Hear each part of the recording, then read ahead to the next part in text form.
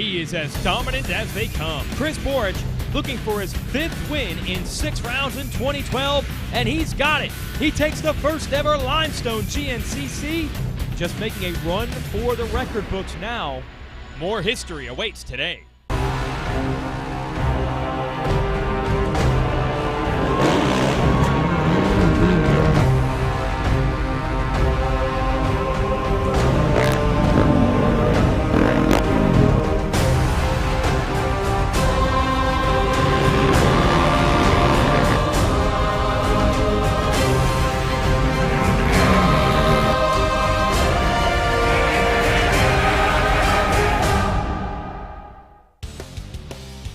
Welcome to Racer TV's continuing coverage of the Can-Am Grand National Cross Country Series. Jason Wygant, your host here on the NBC Sports Network. Today, an all-new event, the Mountaineer Run, here in Masontown, West Virginia. This course going to return us to some old-school stuff. Tight forest, lots of rocks and tree roots, and befitting of an event named Mountaineer. Of course, a lot of ups and downs. Everyone gunning for the number 1 of Chris Borich, your 3-time and defending GNCC champ. Here he is running that number 1 plate. He's won 4 to 5 races this year. The Yamaha boys, Taylor Kaiser and Walker Fowler, will battle with him today. But watch out for some upstarts like the number 7 of Jared McClure, who has been improving each and every week. Let's get to know the young man from Maryland. Yeah, the season this year, started off in Florida, a little rough there. Had some mechanical issues early on and kind of put me out of the running. Came back to Georgia and was running with the guys again up front, had a good pace, and again I packed it up with mud and overheated. Came back in the next round, pulled a 7th, felt pretty good, and then the next 2 rounds I had back-to-back 4th place finishes, so stuff started working, got the bike dialed in, and just trying to stay up there with them guys. Last race I was right there again looking for the podium, and clipped a tree and broke a ball joint, put me out of the race again. So I'm really hungry for the podium. I'm just looking to come here to West Virginia. It's kind of a local race for me, and hopefully go out and put it on the box. I mean, it would be nice to have the big rig and all the mechanical help, but I have a good group that helps me out, comes to the track with me. So I mean, my boss slash mechanic John, he's very understanding, helps me out a lot, and without him I'd never be able to do it. He's a big part of my program as well. Well, Jared, not the only local product on hand. Look out for West Virginia's own Adam McGill there, fired up as always before this race. There is Chris Borich. Chris Bithell, a Pennsylvania native, also not too far from here, the number 4 Can-Am. He will be a contender. But the Yamaha boys, Kaiser and Fowler, have been the ones putting the most consistent charge toward Borich at the end of these races. There is McClure, hoping today will be a breakthrough day for him. Let's see who takes the inaugural Mountaineer Run. We're going to start here on the flatlands and quickly work our way uphill and then into the woods. Let's go GNCC racing. Second, and road number 1, the XC1 crew will be off and rolling at our Can-Am Mountaineer Run. Into the first turn, looks like Kevin Yoho on that Yamaha going to try to battle for it. Battling with Adam McGill for the whole shot. McGill gets to the line first, so he picks up money from motorsport.com for the whole shot award. McClure in 4th, running our Rocky Mountain ATV helmet cam. He's got Yoho, Kaiser, and McGill right in front of him, but McGill is going to lead them into the woods. And back to the Rocky Mountain helmet cam we go, and we told you this course would be tight, it would be rocky, it would be technical. Craig Bauman, who's been pretty aggressive on the first lap of these races the last few times out, making the move on McClure. That'll put him up into 4th. But how about McGill now running the red plastic on that Honda? It was on a white machine earlier in the year. All the other components are the same. It's been a Honda the whole time. Taylor Kaiser coming by in the Balance Racing Yamaha. And now it's the motocrosser, Derek Swartfager, who has moved up to 3rd. Then it's Bauman, McClure. Where are your traditional front runners? Borich pretty far back. Here comes Jeff Pickens in the 14. There's Borich. There is Yoho, who is up there off the start. And behind Yoho comes number 5 of Fowler. So right now the West Virginia boy feeling comfortable in the West Virginia woods. That is McGill leading the way. Kaiser back here in 2nd, and you can see how these guys like to play it. They're experienced hands. McGill and Kaiser have won plenty of these races, and they'll attack when they need to, but they're looking to conserve energy and learn the course most of the time on these opening laps. And this course is gnarly. It's tight, it's technical. They really have to muscle these machines around. Looks like McClure has put the Bowers Coastal Drilling Yoakley Racing Honda up to third now. And Boric up to fourth. So once again, as soon as I even mentioned that Boric didn't have a good start, he makes up for it. And a shout out to the number 9, the veteran from North Carolina, Brian Cook, in fourth. Here we go uphill, and it looks like now Kaiser trying to take the measure of McGill, maybe trying to figure out a way around. Boric up to third. And this is not slow motion here, folks. These guys are getting bogged down in the mud. Kaiser, I think, just ducked his head to avoid the roost off the back of McGill. So it's a 2-rider breakaway, and they would be well served for that because you can see Boric beginning to creep up on the lead duo. If they can hook up and run a pace together, they might get far enough away where Boric might be hard-pressed to get them late in the race. Got to do something. Been hard to stop the last couple of years. See Bithell now going by, and then a big cluster of riders here. And I think a lot of these riders probably enjoying this racetrack. They like the challenge. They like it when it's technical and it's tough. And it certainly is today. Stay with us.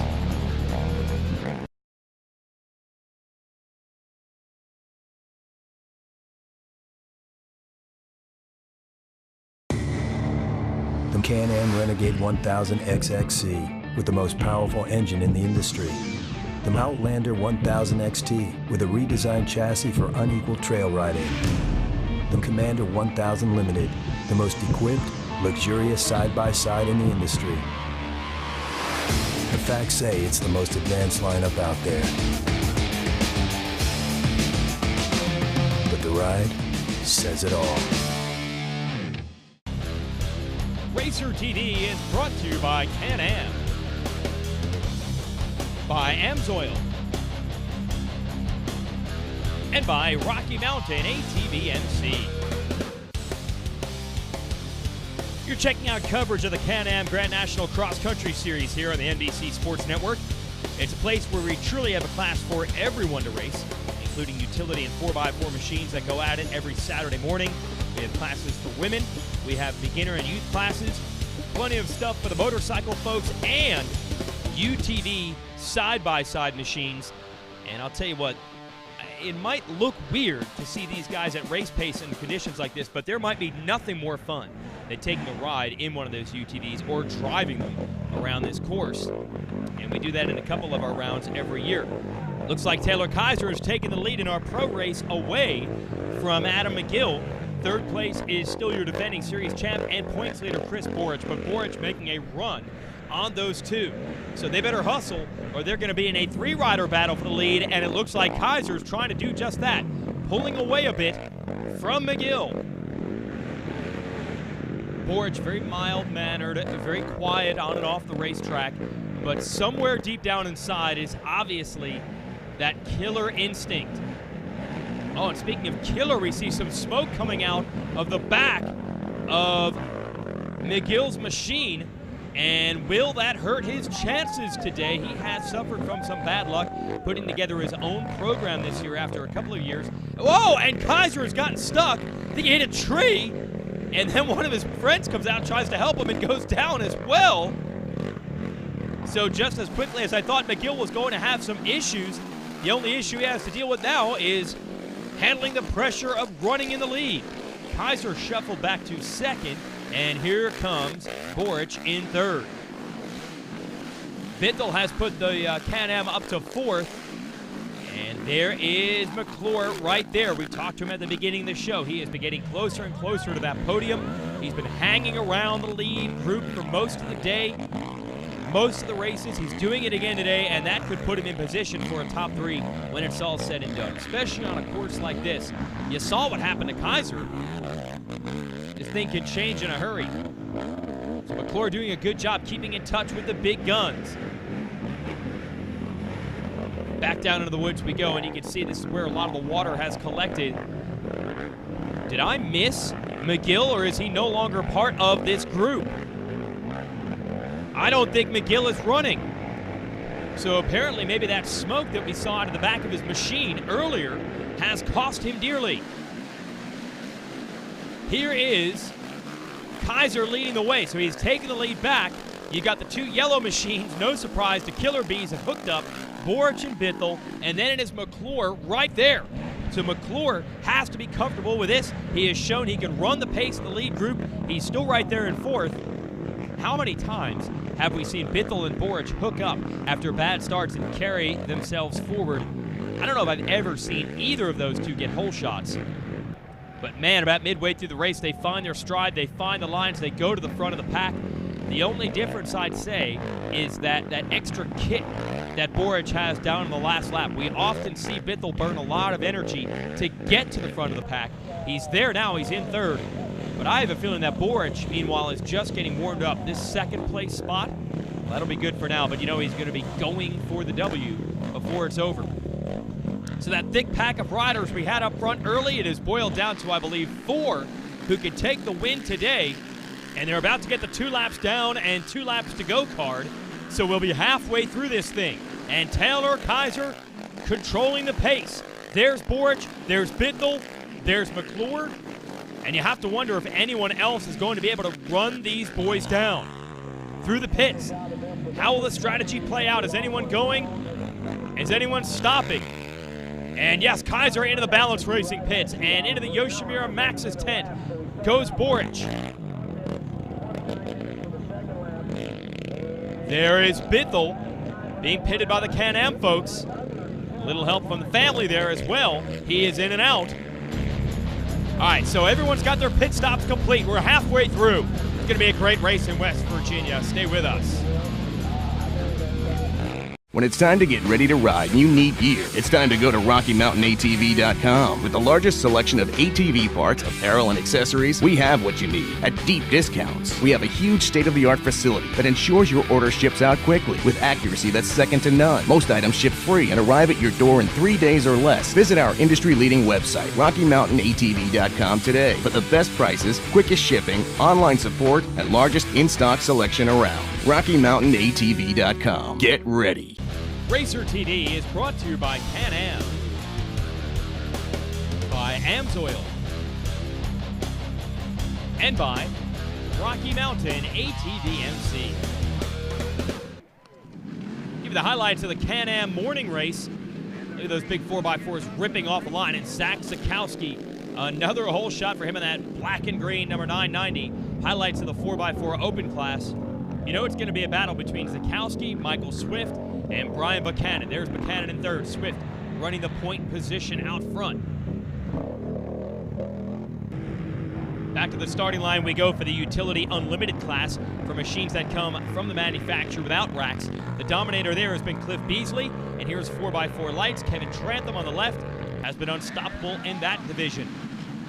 And the women's class off and running. Tracy Checo on the balance racing Yamaha going to grab the hole shot. Angel Atwell on the Honda going to be there to battle Checo throughout the day. Here they are in the high-speed stuff. And then we get that nice mixture between the 4x4 machines and the sport quads. They race on adjusted time, but they often will catch and pass each other out on the track. And the rider normally doing the most catching and passing is Dave Simmons, your champion of the 45-plus class, who wins the overall on adjusted time more often than not. This guy is super gnarly, super tough, super aggressive. And if we were 20 years younger, he'd probably have the stuff to be battling Chris Borich for the win in the afternoon. So Simmons is going to take another overall win today. He's joined on the podium by Checo on the right, who wins the women's class, and Kevin Trantham on the left, winning 4x4 lights. Trantham was your top 4x4 rider on adjusted time for the day as well.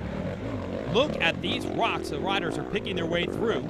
As we go back to our afternoon race, Kaiser still leading Borich, and Bithell and McClure.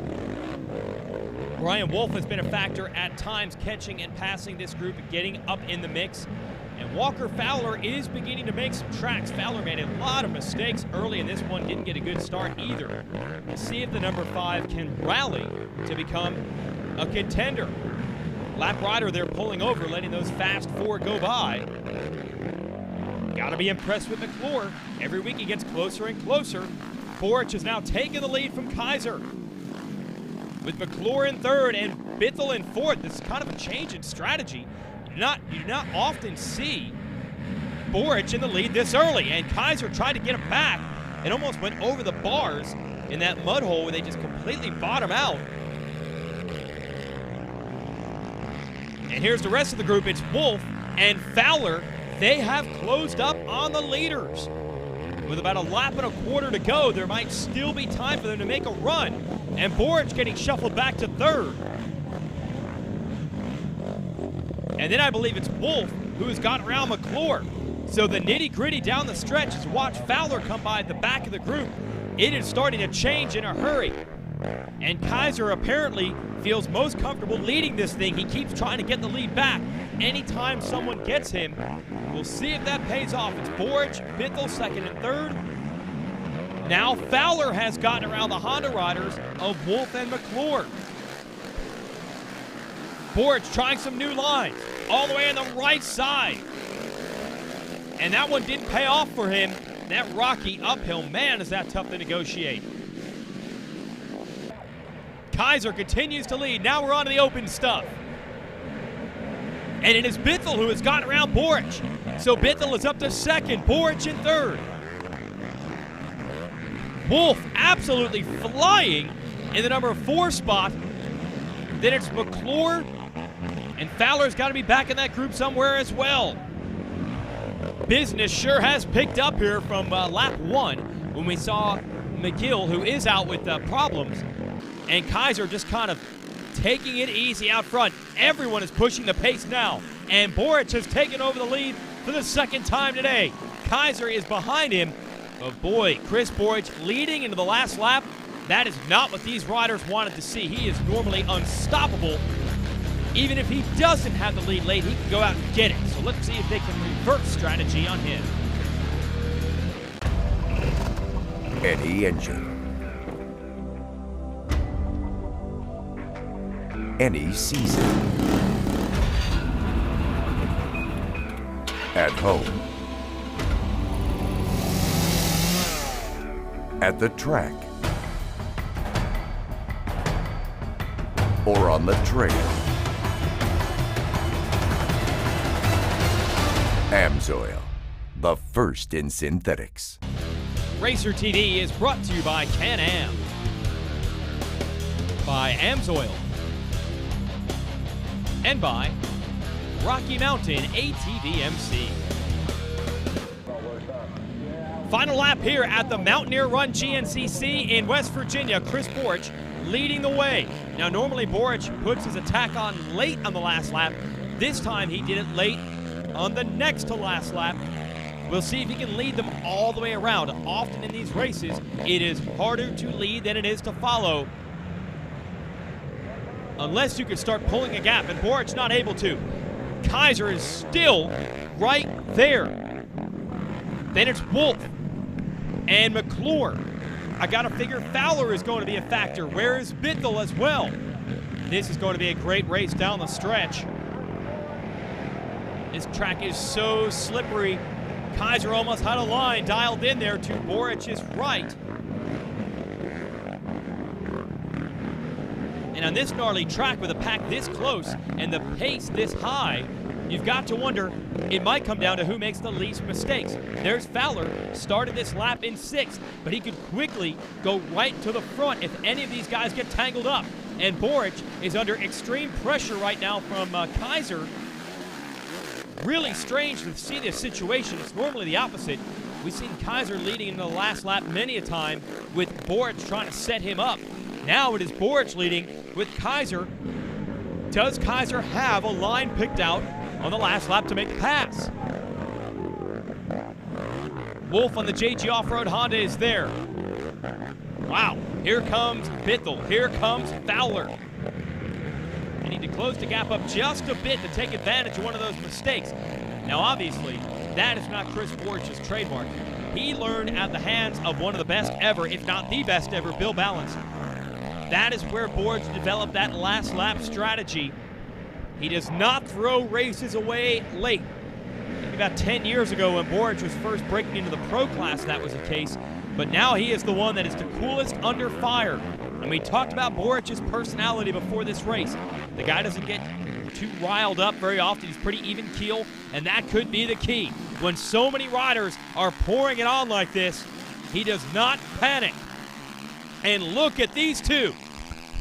I think that's Wolf who has moved up to the number 2 position. So Brian Wolf, who started the year out injured, now has a shot at a podium or a win. Kaiser quickly back ahead of him. It is changing rapidly on this last lap. Kaiser showing great determination today. He didn't want to give up the lead early, and he's determined to stay in second and keep Boric in his gun sights down the stretch. And there are the Yamaha boys pointing out a special line for Kaiser. Will it pay off? No, Boric able to maintain the lead. So they did have something up their sleeve in the last lap, but it's not going to be enough. Chris Boric, through the final corner, is going to win again. That's 6 wins in 7 rounds this year for the man from Pennsylvania. A great effort by Taylor Kaiser, who will end up second again. And where did this come from? Fowler is going to take third from nowhere. Pennsylvania folks pumped over this. Chris Bithell is going to put the Can-Am in 4th. What a great race today. All these riders had a shot at it. That is Wolf going to come home in 5th. And he was as far up as 2nd with just a few miles to go. And there is Jared McClure going to finish up in the number 6 spot. Here are your AMSOIL results. Yoho, Pickens, Cook, and Johnny Gallagher, round out the top 10. Let's catch back up with McClure. Got a pretty good start. Came off the line around 4th or so, and then going into the woods, everybody bunched up a little bit. There was a bottleneck, so we all kind of jumped around. I think I ended up coming out of that mess in like 4th, right behind Chris Borch, and you know, me and him kind of rolled together first lap and cut up to 2 guys who checked out, and you know, I stayed right in the mix all race, top 5, and had a good pit here with my crew. They got me out quick, back running 4th, and last lap, we were over near the 4-mile marker. I caught a tree and went for a little roll over down a hill, which allowed the top 5 to kind of check out on me. But I put the hammer down last lap and ended up catching Wolf coming into the finish, but I just ran out of time. Well, the point standings, no doubt about it. Chris Boric dominating the season so far. The real question is, how many wins can he get? If he stays out of trouble, the championship is his. Here's your Can-Am turning point of the race. Remember, Adam McGill was leading this one early, went out with equipment troubles. That put Taylor Kaiser into the lead, but then Chris Boric makes the move just before the white flag comes out. And there were 5 riders raging furiously behind him, but once again, cool as the other side of the pillow under pressure. This was Kaiser's opportunity to make the pass. Couldn't make it happen, and Boric takes the win. Thanks for catching GNCC Racing here on Racer TV. For everyone here, I'm Jason Wygant. Congratulations to Chris Boric.